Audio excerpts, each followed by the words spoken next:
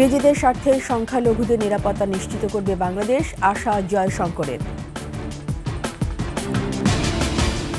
ভারতীয় মিডিয়ায় এবার বাংলাদেশ নিয়ে মিথ্যাচার, অস্থিরতা বাড়ানোর চেষ্টা, বলছে রিউমার স্ক্যানার। রাজনৈতিক দলগুলো অন্তর্বর্তী সরকারের প্রতিপক্ষ নয়, বললেন ফখরুল, ঐক্যবদ্ধ থাকার আহ্বান। মংডুতে যে কোনো সময় সামরিক অভিযান, ফের রোহিঙ্গা অনুপ্রবেশের আশঙ্কায় বিশ্লেষকরা। ইস্তিমা শুধু একদিনই হবে, 18 সালের সংঘর্ষের ঘটনায় সাদপন্থীদের বিচার দাবি।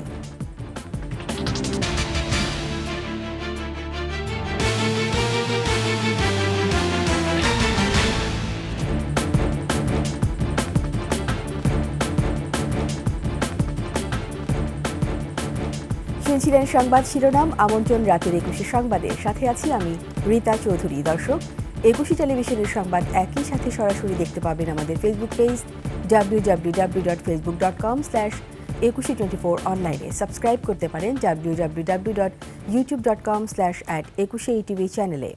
এছাড়া সংবাদ আরও থাকছে। এখন যৌবন যার, মিছিলে যাবার তার শ্রেষ্ঠ সময়, অমর এই পংক্তিমালার কবি হেলাল হাফিজ আর নেই।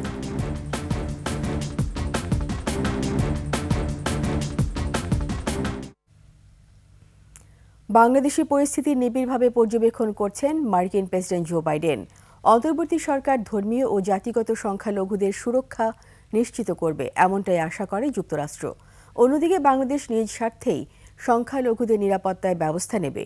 ভারতের পার্লামেন্টে এমনটাই বলেন পররাষ্ট্রমন্ত্রী এস জয়শঙ্কর। বিস্তারিত দুলি মল্লিকের ডেস্ক রিপোর্টে।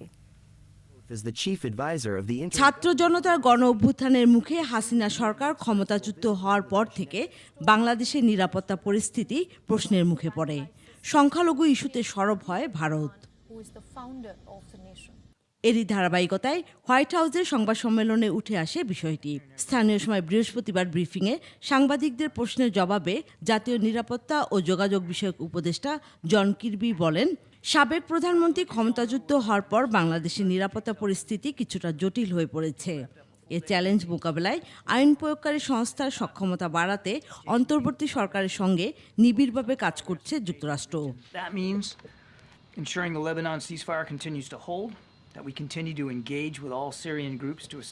প্রেসিডেন্ট জো বাইডেন নিজেই বিষয়টি পর্যবেক্ষণ করছেন বলে জানান তিনি। সংখ্যালঘু ইস্যুতে প্রশ্নের জবাবে কির্বি বলেন, বাংলাদেশ সরকারের সঙ্গে আলোচনায় ধর্মীয় ও জাতিগত সংখ্যালঘু সুরক্ষার বিষয়টি ছিল। জাতি ধর্ম নির্বিশেষে সব বাংলাদেশি নিরাপত্তা আশা করে যুক্তরাষ্ট্র।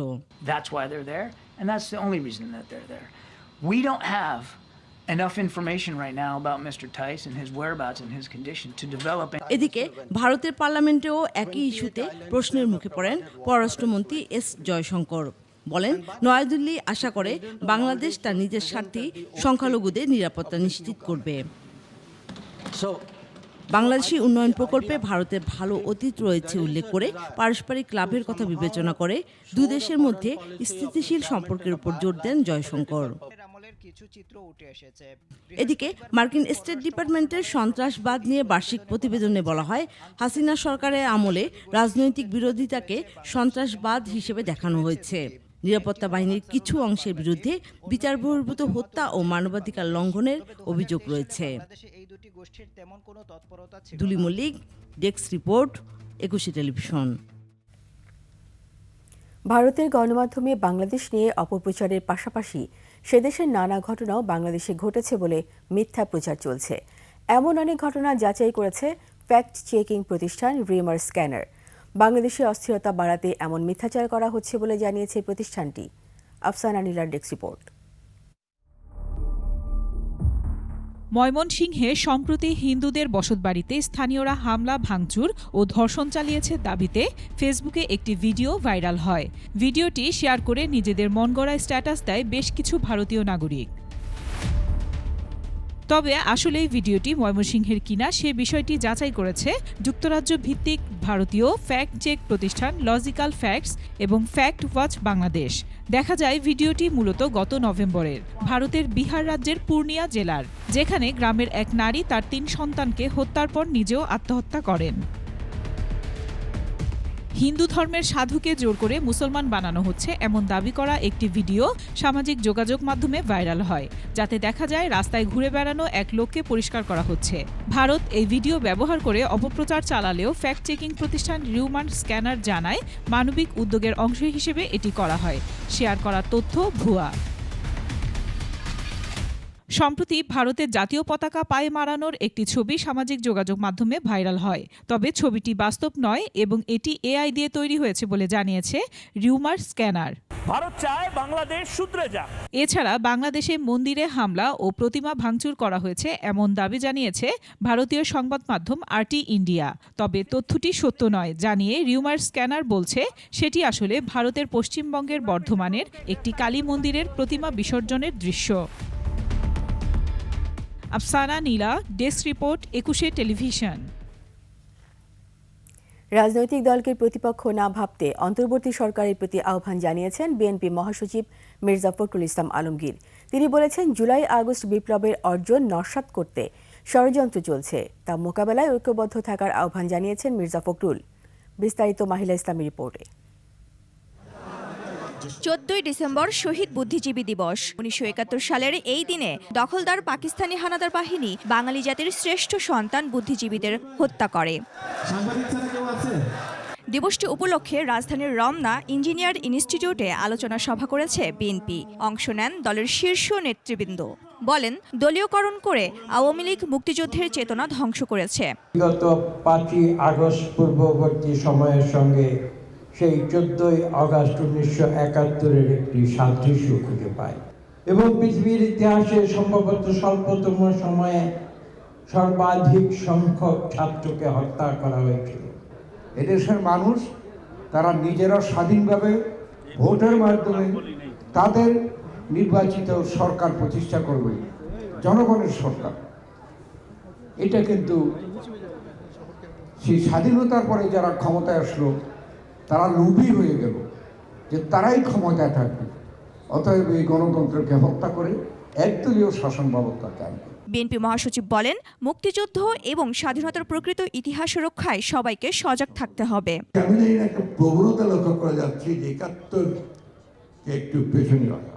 আমার মনে হয় এটা আরেকটা ওই ষড়যন্ত্রী অংশ, যেখানে মূল ইতিহাস থেকে জাতিকে দূরে সরিয়ে দেওয়া। আমাদের যে ইতিহাস দিয়ে আমরা আজকে এই স্বাধীন বাংলাদেশ।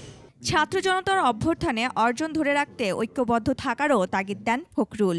একজন উপদেষ্টা তিনি মন্তব্য করেছেন যে রাজনৈতিক দলগুলো অন্তর্বর্তীকালীন সরকারকে ব্যর্থ করার জন্য কাজ করছে।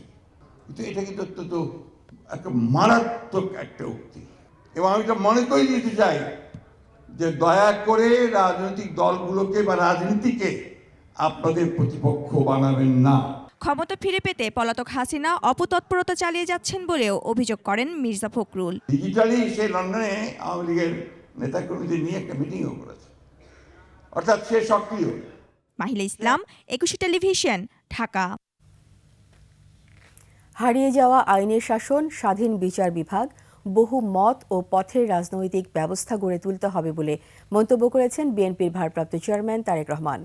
শহীদ বুদ্ধিজীবী দিবস উপলক্ষে বাণীতে তিনি বলেন, অমর বুদ্ধিজীবীরা দেশের ক্ষণজন্মা শ্রেষ্ঠ সন্তান, যারা একটি সমৃদ্ধ এবং মাথা উঁচু করা জাতি দেখতে চেয়েছিলেন। তারা ন্যায় বিচার ভিত্তিক শোষণমুক্ত একটি রাষ্ট্রের প্রত্যাশা করেছিলেন।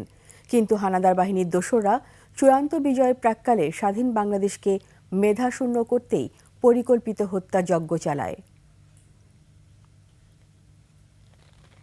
মংডু সহ রাখাইনের পুরো পশ্চিমাঞ্চল নিয়ন্ত্রণ নেওয়ার পর এখন রাজধানী সিত্তের দিকে এগুচ্ছে মিয়ানমারের আরাকান আর্মি।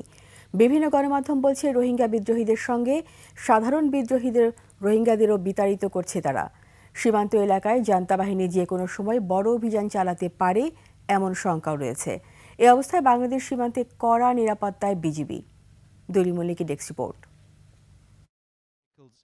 মিয়ানমার বাংলাদেশ সীমান্তের 270 কিলোমিটার এলাকা পুরোপুরি আরাকান আর্মির নিয়ন্ত্রণে।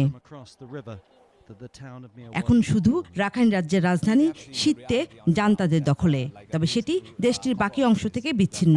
এ পরিস্থিতিতে আরাকান আর্মি পুরো রাজ্যের নিয়ন্ত্রণ নেওয়ার পথে এগুচ্ছে।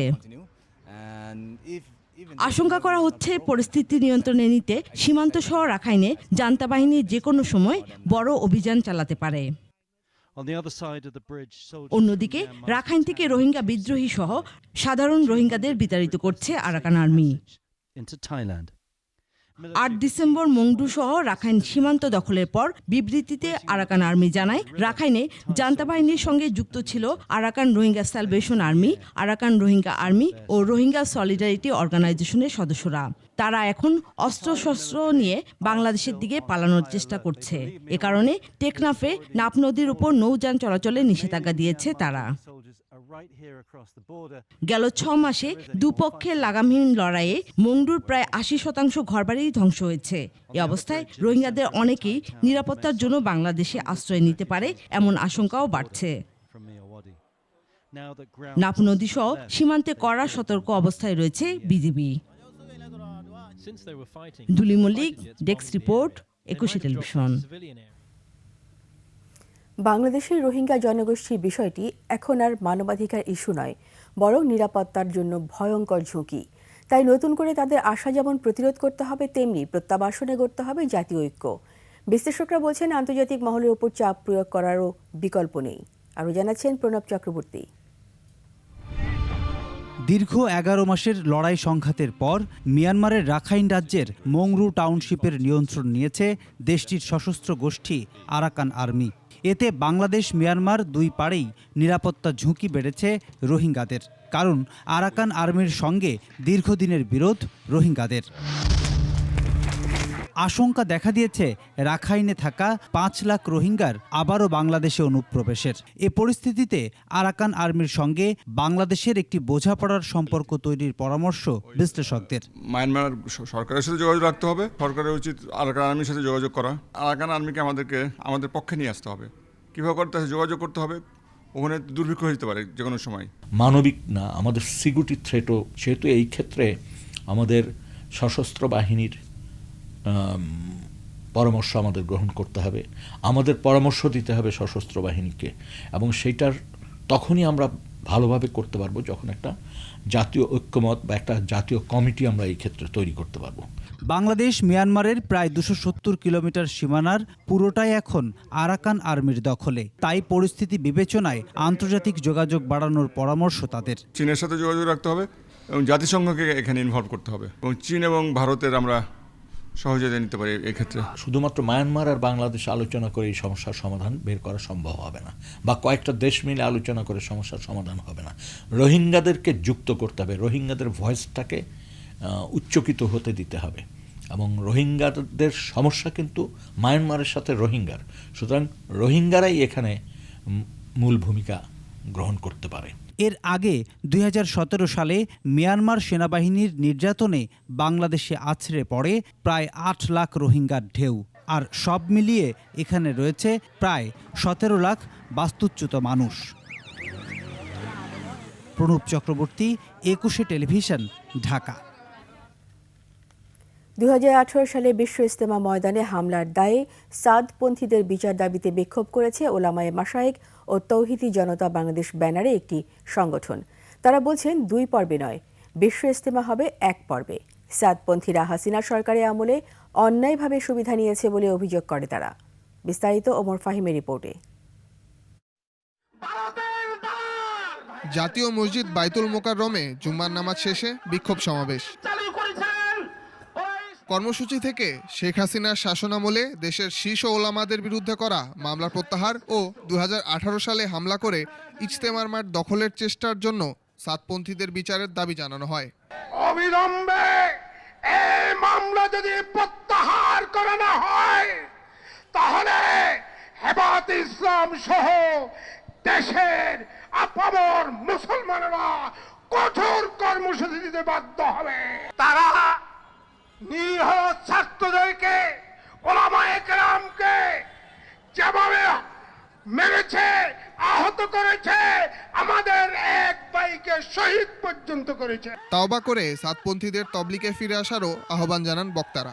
ইসলামের যদি কোনো শত্রু থেকে থাকে সারা দুনিয়াতে, সেটা হলো সাদপন্থী আলেমরা। ইসলামের ক্ষেত্রে আপোষ হতে পারে না।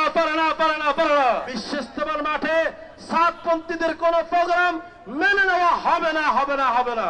পরে বিক্ষোভ মিছিল বের হয় বাইতুল মোকাররমের উত্তর গেট থেকে। ওমর ফাহিম, 21 টেলিভিশন, ঢাকা। চলে গেলেন প্রেম ও দ্রোহের কবি হেলাল হাফিজ। শুক্রবার রাজধানীর শাহবাগের আবাসস্থল হোস্টেলে মারা যান তিনি।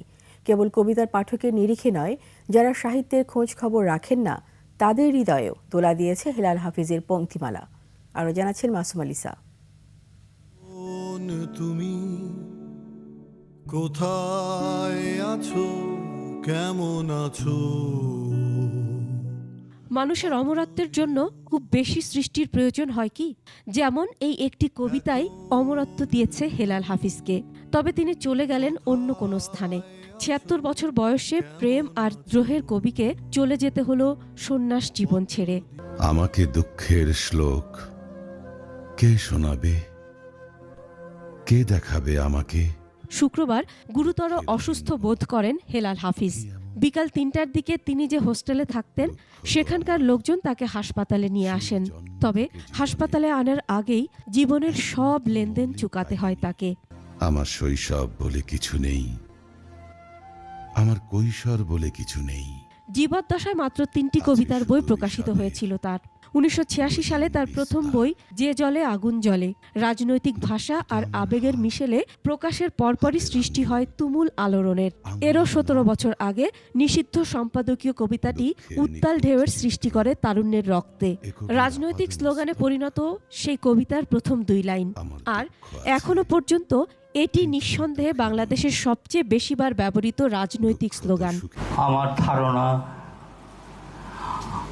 আমার গল্পের চেয়ে বাকি সব মানুষের গল্প আরো বেশি মর্মান্তিক এবং সেই জন্যই আরো বেশি উৎকৃষ্ট। তিনি ছিলেন প্রবলভাবে রাজনীতি সচেতন, কিন্তু চরিত্রে ছিলেন বোহেমিয়ান। বিয়ে করেননি কখনো। হেলাল হাফিজের জন্ম নেত্রকোনায় ১৯৪৮ সালের ৭ অক্টোবর। সাংবাদিক ও সাহিত্যিক সম্পাদক হিসেবে কাজ করেছেন বিভিন্ন দৈনিক ও সাপ্তাহিক পত্রিকায়। কবির কলম থেমে গেলেও হেলাল হাফিজ বাংলা কবিতায় প্রাসঙ্গিক থাকবেন আরও অনেক বছর, সে কথা সহজেই বলা যায়। এখন তুমি কোথায় আছো, কেমন আছো, পত্র দিও। দ্রোহ ও প্রেমের কবি হেলাল হাফিজ বেঁচে থাকবেন হাজারো ভক্তের অন্তরে।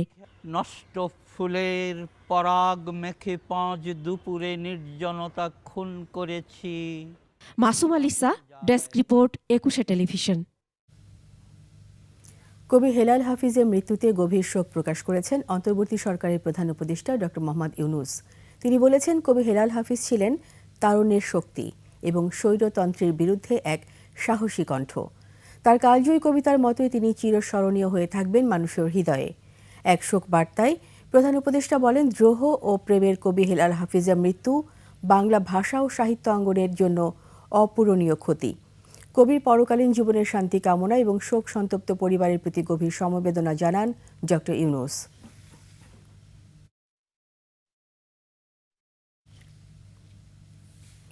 নিচ্ছি সংবাদ বিরতি। যখন ফিরব তখন অন্যান্য খবরের সঙ্গে আরও থাকবে। শীতের সবজিতে নেই স্বস্তি, দাম বাড়ানোর পরও সয়াবিন তেলের সরবরাহ কম।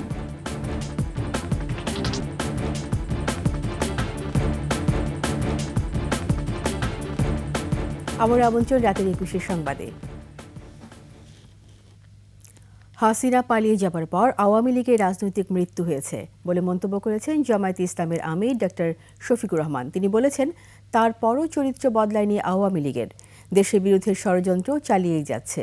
সিলেট প্রতিনিধি ওয়েস খসরুর তথ্যচিত্রে দেখুন ডেস্ক রিপোর্ট।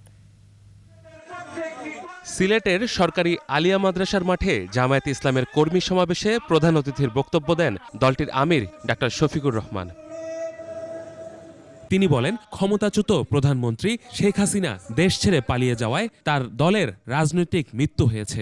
দেশকেই যারা সম্মান করে না, তারা কার কাছে এসে নির্বাচনে ভোট দাবি করে? যারা জনগণের কেনা টাকায় অস্ত্র এবং গুলি জনগণের বুকের উপর চালিয়ে দেয় ক্ষমতায় থাকার জন্য, তারা কার কাছে ভোট চাইবে? যারা নিরীহ জনগণকে খুন করেছে তাদের পরিবারের কাছে গিয়ে জিজ্ঞাসা করুক তারা তাদের এই ধরনের রাজনীতি আর চায় কিনা। তিনি বলেন, গণহত্যাকারী আওয়ামী লীগ ফের রাজনীতিতে আসার অলীক স্বপ্ন দেখছে। তাদের দোসররা দেশ বিদেশে ষড়যন্ত্র চালিয়ে যাচ্ছে। তারা জুডিশিয়াল কু করতে চেয়েছিল, আল্লাহ ব্যর্থ করে দিয়েছে। তারা আনসার কাণ্ড ঘটিয়ে কু করতে ছিল, আল্লাহ ব্যর্থ করে দিয়েছে। তারা চাকরি কাণ্ড নিয়ে কু করতে ছিল, আল্লাহ ওগুলোও ব্যর্থ করে দিয়েছে। এরপরে তারা ইসকন কাণ্ড নিয়ে নামলো, আল্লাহ ওইটাও ব্যর্থ করে দিয়েছে। ওরা এখন গর্তে উঠেছে খুনিরা, কিন্তু তাদেরকে বিদেশ থেকে বাতাস দেওয়া হচ্ছে। জামায়াত ক্ষমতায় গেলে অনিয়ম, ঘুষ, দুর্নীতি ও বৈষম্যহীন রাষ্ট্র গড়ে তুলবে বলেও জানান তিনি। দুর্নীতিমুক্ত বাংলাদেশ, এই বাংলাদেশ গড়ার জন্য আপনাদের মাধ্যমে আমরা জনগণকে আহ্বান জানাচ্ছি। Yusuf Hasan Naim, desk report, 21 television. অগ্রহায়ণের শেষে রাজধানী জুড়ে দেশ জুড়ে বাড়ছে শীতের তীব্রতা। পঞ্চগড়, রাজশাহী, চুয়াডাঙ্গার উপর দিয়ে বইছে মৃদু শৈত্যপ্রবাহ। ঘন কুয়াশা ও কনকনে ঠান্ডায় বিপাকে পড়ছেন খেটে খাওয়া মানুষ। এদিকে পঞ্চগড়ের তেঁতুলিয়ায় মৌসুমের সর্বনিম্ন তাপমাত্রা 8.4 ডিগ্রি সেলসিয়াস রেকর্ড করা হয়েছে। প্রতিনিধিদের সহায়তায় আরও জানাচ্ছেন খুরশিদ আলম মুকুল। কয়েকদিন ধরে ঢাকাসহ দেশের বিভিন্ন জেলায় তাপমাত্রা কমেছে অস্বাভাবিক হারে, সঙ্গে রয়েছে কুয়াশার দাপট। শীতের রাতে ছিন্নমূল মানুষেরা পড়ছেন বিপাকে। আগুন জ্বালিয়ে উষ্ণতার সন্ধান করছেন কেউ কেউ। পারদ নেমে মৌসুমের সর্বনিম্ন তাপমাত্রায় বিপর্যস্ত দেশের সবচেয়ে উত্তরের জেলা পঞ্চগড়ের তেঁতুলিয়া। তাপমাত্রা নেমেছে 8-এর ঘরে। কনকনে ঠান্ডা বইছে জনপদ জুড়ে। এমন কুয়াশাতে কিছু দেখা যাচ্ছে না, লোকজন বাইরে হচ্ছে না, যাত্রীও নাই। অবস্থা খুবই খারাপ, দেখেন কি ঠান্ডা। সকালে আসছি, যাত্রী নাই, আয় ইনকাম নাই বর্তমান। মৃদু শৈত্যপ্রবাহ বইছে চুয়াডাঙ্গার উপর দিয়েও। তাপমাত্রা রেকর্ড করা হয়েছে 9.8 ডিগ্রি সেলসিয়াস। কুয়াশা আর কনকনে ঠান্ডায় বিপাকে খেটে খাওয়া মানুষ। কঠিন ঠান্ডা, আমরা তো সকালে বেরোতে পারছি না, কাজে কামে আসবো, গরিব মানুষ। আমাদের রোডে চলা, গাড়ি ঘোড়া চালানি মানুষ, আমার খুব কষ্ট। রাজশাহীতে তাপমাত্রা আরও কমে নেমেছে 9.7 ডিগ্রিতে। সূর্যের দেখা মিললেও কমছে না শীতের দাপট। রংপুর অঞ্চলে ঘন কুয়াশায় ঢাকা পথঘাট। গুঁড়ি গুঁড়ি বৃষ্টির মতো ঝরছে কুয়াশা। হিমেল বাতাসে বেড়েছে শীতের তীব্রতা। কুয়াশাটা বেশি, কষ্ট হচ্ছে গাড়ি চালাইতে আমাদের অনেক। গাইবান্ধায়ও জেঁকে বসেছে শীত। এখানে কুয়াশা কম থাকলেও হাড় কাঁপানো শীতে বিপর্যস্ত জনজীবন। কনকনে ঠান্ডা দুর্ভোগ বাড়িয়েছে দিনাজপুরেও। তাপমাত্রার পারদ 10-এর ঘরে নেমেছে যমুনাপাড়ের জেলা সিরাজগঞ্জে। এদিকে ঘন কুয়াশার কারণে মধ্যরাত থেকে 5 ঘন্টা বন্ধ থাকার পর পাটুরিয়া দৌলতদিয়া নৌরুটে স্বাভাবিক হয়েছে ফেরি চলাচল। খুরশিদ আলম মুকুল, ডেস্ক রিপোর্ট, 21 টেলিভিশন। আবহাওয়া অফিস বলছে চলতি মাসের শেষে কিংবা জানুয়ারির প্রথম সপ্তাহে আসছে শৈত্যপ্রবাহ। তবে চলমান মৃদু শৈত্যপ্রবাহ কেটে যাবে 2-1 দিনের মধ্যেই। মাত্রা একটু বাড়বে বা কমবে, যেটা হচ্ছে কমার টেন্ডেন্সিটা বেশি থাকবে। এর কারণ হচ্ছে যে আমাদের দেশে জানুয়ারি হচ্ছে শীতলতম মাস, সবচেয়ে কম তাপমাত্রা থাকে জানুয়ারিতে। এই জন্য জানুয়ারিতে তাপমাত্রা অনেক জায়গায় কমে যাবে। সেক্ষেত্রে দেখা যাচ্ছে যে বিশেষ করে এবছর হয়তো ডিসেম্বরের শেষের দিক জায়গায় অনেক জায়গায় তীব্র আকারে শৈত্যপ্রবাহ আসার সম্ভাবনা রয়েছে। শীতের সবজিতে এখনও ফেরেনি স্বস্তি। দাম বাড়ানোর পরও সয়াবিন তেলের সরবরাহ কম। নতুন আর পুরনো আলু বিক্রি হচ্ছে প্রায় একই দরে। বাজার দরে আরও খবর জানাচ্ছেন নাহিদ সিরাজি নিম্মি। সম্পূর্ণ এখন দেখা যাচ্ছে কন্ট্রোল করছে, ওর কাছে স্বয়ং অ্যাডমিনিস্ট্রেশন হতে হাতে গিয়েছে। বাজার দর নিয়ে এই ক্ষোভ ক্রেতার। তারা বলছেন প্রায় সব পণ্যের দাম তাদের নাগালের বাইরে। দাম আগের চেয়ে একটু কম, কিন্তু সেই হারে কম না, যেভাবে কমটা আশা করতেছিলাম। দাম একটু বেশি মনে হচ্ছে। বাজারে শীতের সবজির সরবরাহ প্রচুর, তবে দামে তেমন প্রভাব নেই। গতি সবই মিলে আছে আর কি। দাম তো অনেক বেশি, চলা তো কষ্টই আমাকে। একই বাজারে দোকান ভেদে পুরনো আলু বিক্রি হচ্ছে 60 থেকে 70 টাকায়, আর নতুন আলু 70 থেকে 80 টাকায়। ফুলকপি 30, বাঁধাকপি 40 টাকায়। দাম বাড়ানোর পরও বাজারে পর্যাপ্ত সরবরাহ নেই সয়াবিন তেলের। এলাচের কেজি 4000 টাকা। অন্যান্য গরম মশলার দামও চড়া। স্বস্তি নেই মাছের বাজারে। 800 থেকে 900 গ্রাম ওজনের ইলিশ বিক্রি হচ্ছে 1700 টাকায়। গরু খাসির মাংসের দাম স্থিতিশীল থাকলেও ব্রয়লার মুরগি বিক্রি হচ্ছে প্রতি কেজি 190 টাকায়, আর দেশি মুরগির দামও চড়া। নাহিদ সিরাজি নিম্মি, 21 টেলিভিশন, ঢাকা। অপার ভালোবাসা আর শ্রদ্ধায় সিক্ত হলেন 21 পদকপ্রাপ্ত রবীন্দ্রসঙ্গীত শিল্পী প্রয়াত পাপিয়া সরোয়ার। শুক্রবার দুপুরে কেন্দ্রীয় শহীদ মিনারে তাকে শেষবারের মতো শ্রদ্ধা জানান সাংস্কৃতিক ব্যক্তিত্ব থেকে শুরু করে সর্বস্তরের মানুষ। পরে জানাজা শেষে বনানী কবরস্থানে দাফন করা হয় তাকে। সঙ্গীত জগতে কিংবদন্তি এই শিল্পীকে বিস্তারিত জানাচ্ছেন সুমাইয়া খান। কিংবদন্তি শিল্পী পাপিয়া সরোয়ারের মরদেহ কেন্দ্রীয় শহীদ মিনারে আনা হলে তার প্রতি শেষবারের মতো শ্রদ্ধা জানাতে ছুটে আসেন বিভিন্ন শ্রেণী পেশার মানুষসহ বিশিষ্টজনেরা। চোখের পানিতে শ্রদ্ধা নিবেদন করে বাংলাদেশ রবীন্দ্র শিল্পী সংস্থা, পাপিয়া সরোয়ারের নিজ হাতে গড়া প্রতিষ্ঠান গীতিসুধা, সনন, সত্যেন সেন শিল্পী গোষ্ঠীর বিভিন্ন সংগঠন। রবীন্দ্র সঙ্গীতে যিনি কাটিয়েছেন জীবনের বড় অংশ, সে সঙ্গীত পরিবেশনেই জানানো হয় শেষ বিদায়। সাংস্কৃতিক অঙ্গনে পাপিয়া সরোয়ারের যে অবদান, তা থেকে জাতি কখনোই বিস্তৃত হবে না বলে মন্তব্য অনেকের।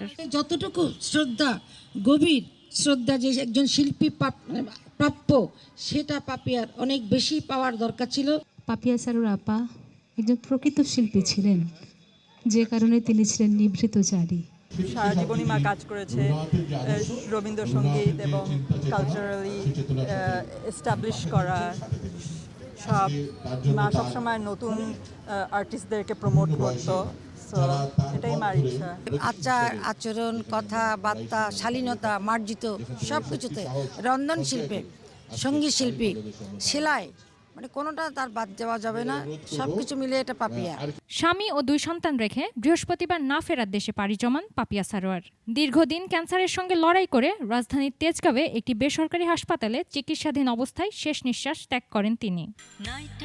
পাপিয়া সরোয়ার 1952 সালে 21 নভেম্বর বরিশালে জন্মগ্রহণ করেন। 1967 সাল থেকে বেতার ও টিভিতে তালিকাভুক্ত শিল্পী হিসেবে গান করেন তিনি। 1973 সালে বাংলাদেশ স্বাধীন হওয়ার পর তিনি প্রথম ভারত সরকারের বৃত্তি নিয়ে বিশ্বভারতী বিশ্ববিদ্যালয় থেকে স্নাতক করার সুযোগ পান।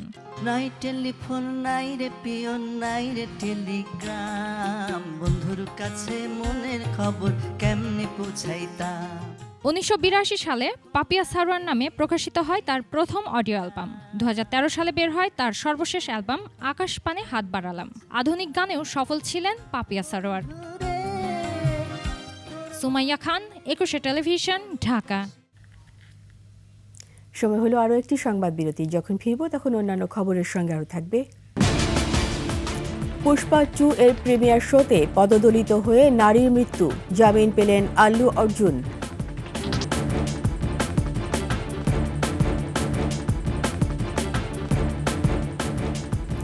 আবার আমন্ত্রণ 21 রাতের সংবাদে। চট্টগ্রাম বিশ্ববিদ্যালয়ে 2 শিক্ষার্থীর ওপর হামলার ঘটনায় বিক্ষোভ সমাবেশ করেছে শিক্ষার্থীরা। হামলায় জড়িতদের গ্রেপ্তার দাবিতে সন্ধ্যায় বিক্ষোভ করে তারা। বিশ্ববিদ্যালয় 1 নম্বর গেটের সামনে তারা প্রধান ফটকে তালা ঝুলিয়ে প্রতিবাদ জানায়। শিক্ষার্থীরা বলছে, গতকাল রাতে 2 শিক্ষার্থী ক্যাম্পাসে পরিবহন দপ্তরের সামনে আসলে একদল মুখোশধারী তাদের ওপর আক্রমণ চালায়। এই ঘটনায় তারা আতঙ্কিত মন্তব্য করে সুষ্ঠু বিচার চেয়েছে শিক্ষার্থীরা।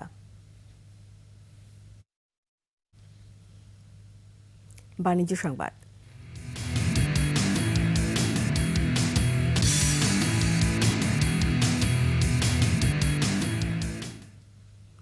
এবার ট্রেনে ভারত থেকে বেনাপোল বন্দরে এলো 468 মেট্রিক টন আলু।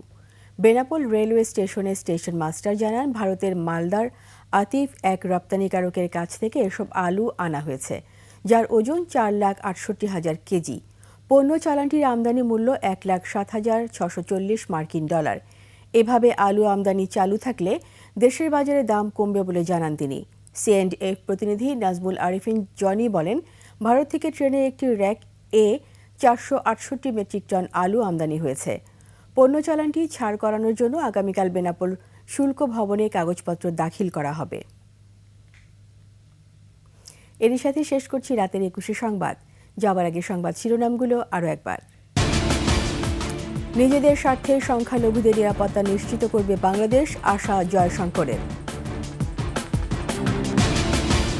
ভারতীয় মিডিয়ায় এবার বাংলাদেশ নিয়ে মিথ্যাচার, অস্থিরতা বাড়ানোর চেষ্টা, বলছে রিউমার স্ক্যানার। রাজনৈতিক দলগুলো অন্তর্বর্তী সরকারের প্রতিপক্ষ নয়, বললেন ফখরুল, ঐক্যবদ্ধ থাকার আহ্বান। মংডুতে যে কোনো সময় সামরিক অভিযান, ফের রোহিঙ্গা অনুপ্রবেশের আশঙ্কায় বিশ্লেষকরা। ইজতেমা শুধু একদিনই হবে, 18 সালের সংঘর্ষের ঘটনায় সাদপন্থীদের বিচার দাবি।